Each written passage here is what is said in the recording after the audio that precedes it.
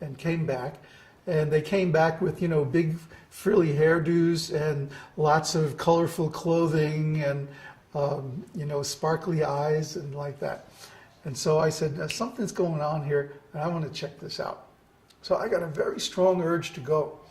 And I did. I quit my job, packed up all my stuff, and got a car somehow or other and drove out to the West Coast.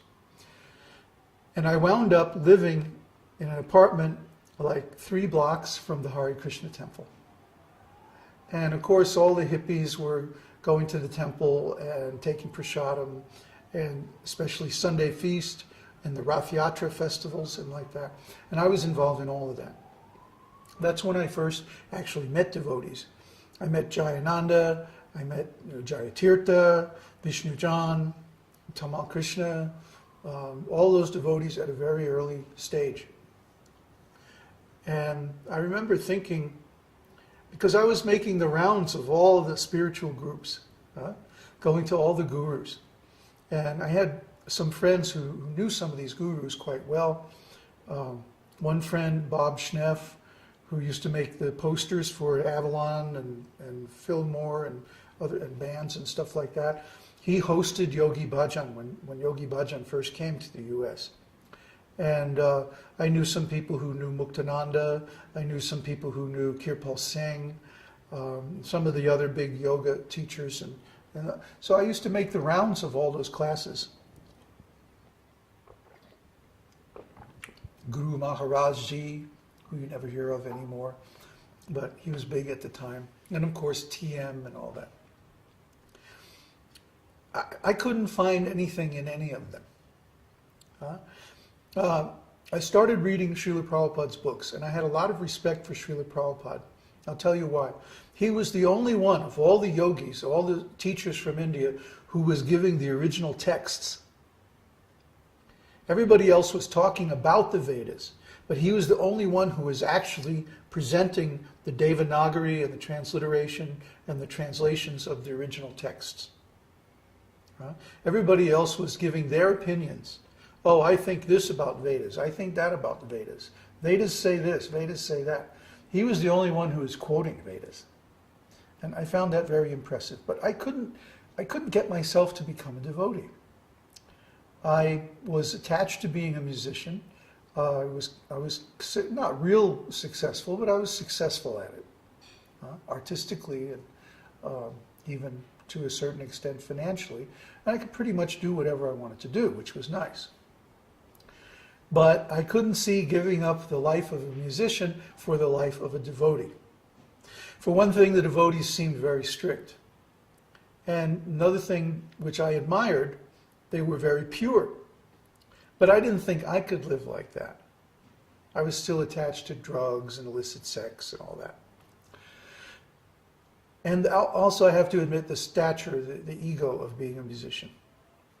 So I should back up a little bit.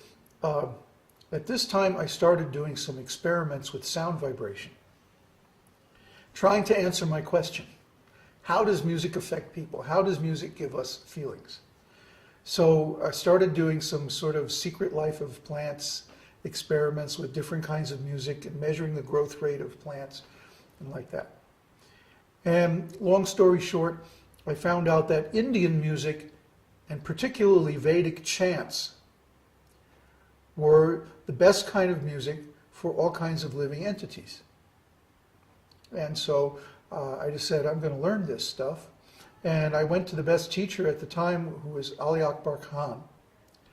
And Ali Akbar Khan happened to be teaching right near where some friends of mine lived that I was in a band with. And so I used to go there and hang out. I wasn't exactly an official student, but I hung out, went to the classes. I knew a lot of the people and jammed with them and started learning the music. So one thing led to another. And one day I met with Khan Sahab and I asked him my question. How does music affect people? How do people feel emotions through music? And I expected him to give me some kind of obfuscation or some kind of roundabout explanation that led nowhere. And he said, oh yes, that is the science of rasa and raga. Just like that, with perfect confidence. Huh? And I said, well, how do I learn that? Oh, you must study the Bharatnatya Shastra. Bharatnatya Shastra. And I looked it up, and sure enough, there was an English translation or two available, and I got it.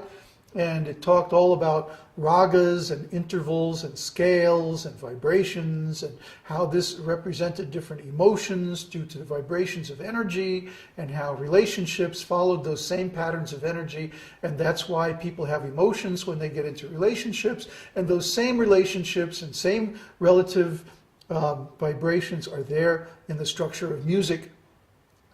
And the same mathematics that's in those structure of those vibrations is also the structure behind the atomic structure of matter, and so on and so on and so on. It's very deep.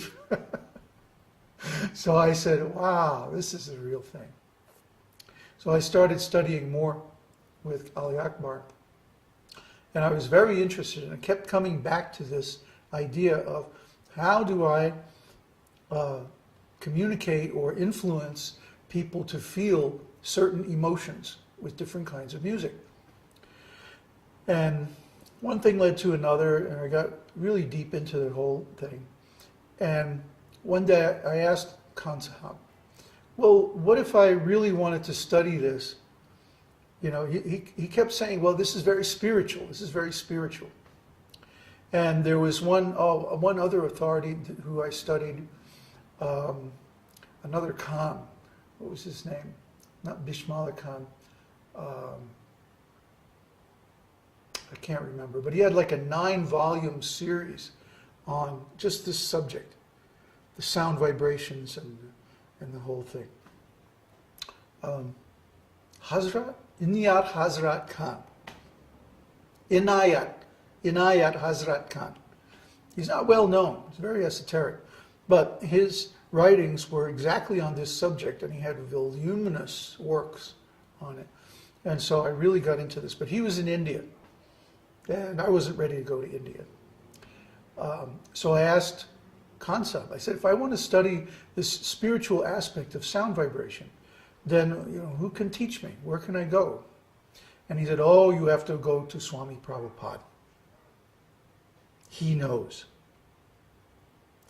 So then I started going back to the temple again with a renewed determination to study.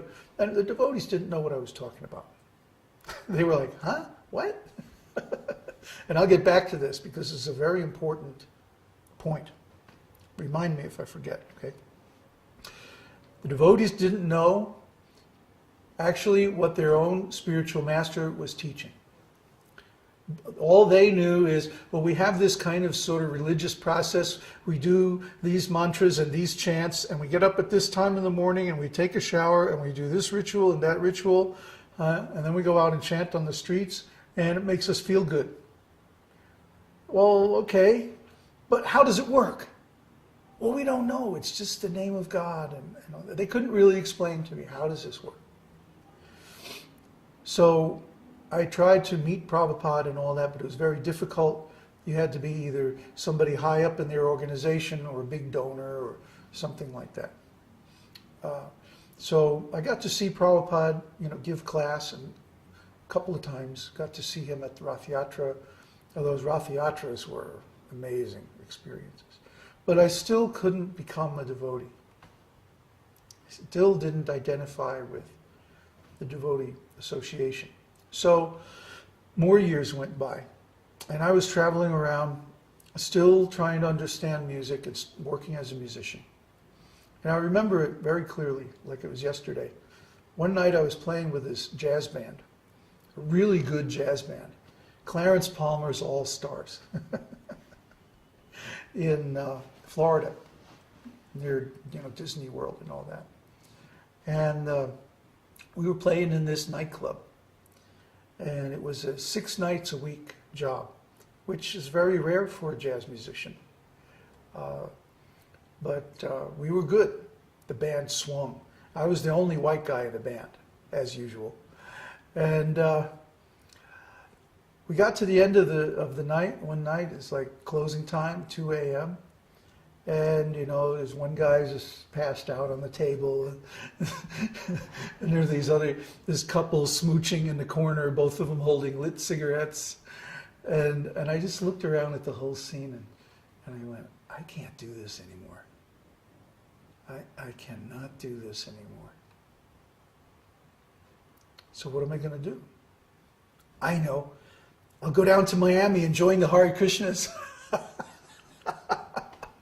So I wound up everything in Orlando, and I packed up my car, and I went down and found the temple and joined the Hare Krishnas. That's quite the story. That's quite the story. Epic cast of thousands, right? You mentioned that you did a lot of reading on